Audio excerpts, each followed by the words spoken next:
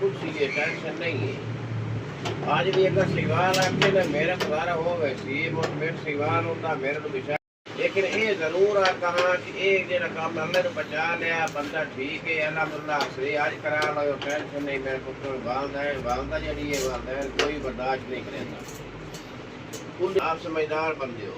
ये चीज बाकी रहेगा काम ना मेरे पुत्र को खोल के सुनावड़ वाला नहीं है। सामने सारे काम पर सिवात है नहीं तो सामने पैर वो खोल के सुनावड़ का नहीं है। वो मेरा पुत्र अगर एक कमाल ले उससे रवे अपनी मैं 1000 दफे समझाया भी मेरा पुत्र है कर ले काम से मैं आज ना करो जाना करे ना ये किसी को अगर हो गया तो मैं तुम्हारे सामने बदल सुनाया है इसको सुनना भाई बात वापसी जो बंदा जो खर्चे नहीं है।